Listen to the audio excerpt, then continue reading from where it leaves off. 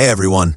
Just when you thought things might quiet down before the Premier League kickoff, boom! Liverpool, Newcastle, and Aston Villa drop some serious updates. Transfers, returns from injury, and potential big money deals are shaking up squads only days before the action begins.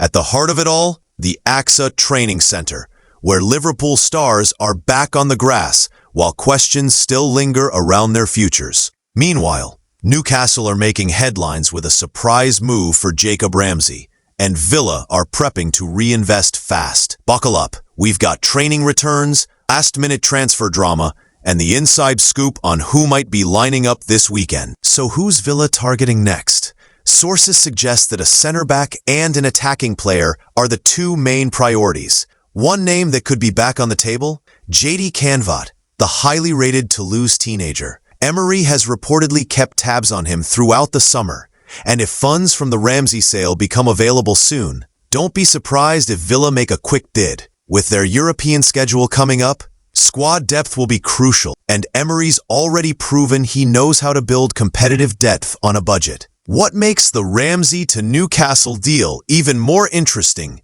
is how many clubs were circling him this summer. Both Tottenham and West Ham showed serious interest, but Newcastle moved faster and more decisively. This trend is worth watching. The Magpies are no longer outsiders. They're acting like an elite club, identifying talent, making firm offers, and beating out rivals. That's what Champions League football and ownership with long-term vision can do.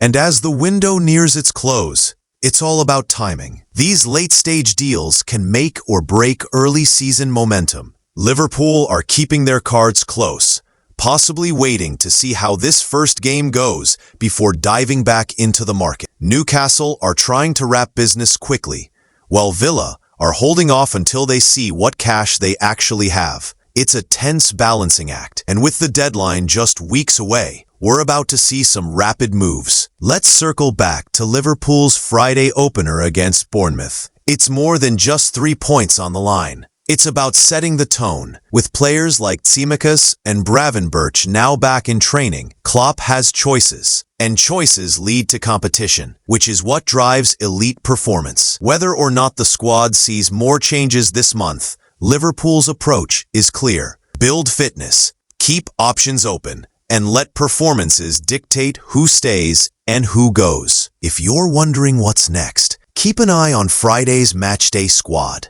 Who makes the bench? Who's missing? These are clues about who might be on the move before September. Also, watch how Klopp uses his midfield, especially Gravenberch. A strong showing could shut down any transfer talk immediately. On the other hand, a surprise absence from the squad sheet might tell us a deal is closer than we think. So whether you're a Liverpool fan tracking returning faces, a Newcastle supporter buzzing about Jacob Ramsey, or a Villa follower curious about what's next, this is the point in the window where it all starts to click. Players settle in, final bids are made, and the first few fixtures give clubs real answers about their squads. One thing's for sure, the action off the field is just as thrilling as what's about to happen on it.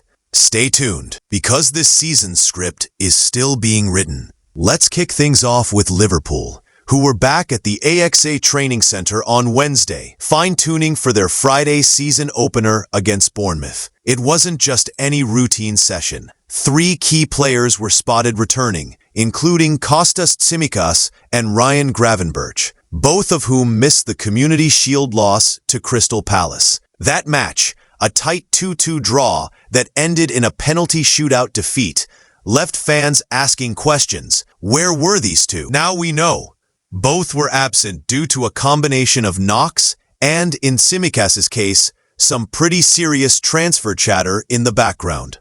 Let's talk about Tsimikas. The Greek left-back has long been seen as Andy Robertson's understudy, but his time at Anfield might be coming to an end. With reports of interest from Nottingham Forest, Leeds United, and other European clubs, it seems like the 29-year-old could be on his way out. That said, his return to training this week suggests the door isn't completely shut. Whether he starts against Bournemouth or not, it's clear the coaching staff is keeping him sharp. possibly for a transfer, possibly for a rotation role. One thing's for sure, Tsimikas is in play. As for Ryan Gravenberch, his absence from the Community Shield was chalked up to fitness, but speculation has also followed him all summer. After a stop-start first season at Liverpool, the Dutch midfielder is looking to find consistency, and fans are eager to see what he brings to the table. His return to the training ground is timely, especially with the midfield unit still adjusting to recent exits and new faces. If he's fit and focused, Gravenberch could play a major role in the season opener, possibly even starting, depending on Klopp's game plan. Now, over at Newcastle, things are heating up in a big way. The Magpies are reportedly closing in on a £40 million move for Aston Villa's Jacob Ramsey. That's right. One of Villa's most versatile midfielders could be packing his bags for St. James's Park. The deal appears to be in advanced stages, and personal terms aren't expected to be a hurdle.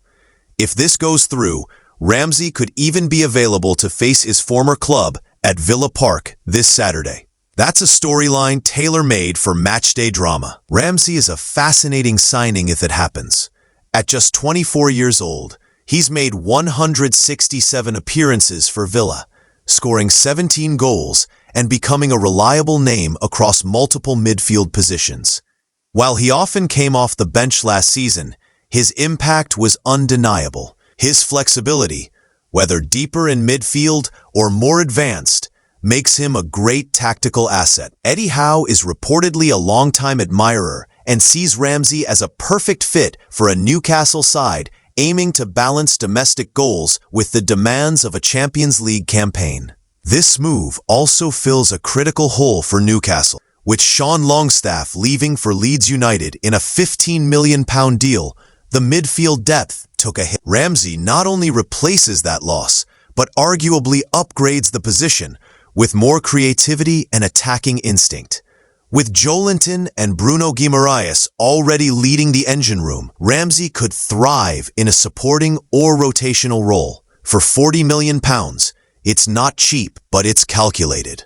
And it's exactly the kind of signing that signals Newcastle's intent to stick around the Premier League's top four. But let's not forget the implications for Aston Villa. Selling Ramsey wasn't originally on their to-do list, but Premier League clubs are now keeping an even closer eye on profitability and sustainability regulations.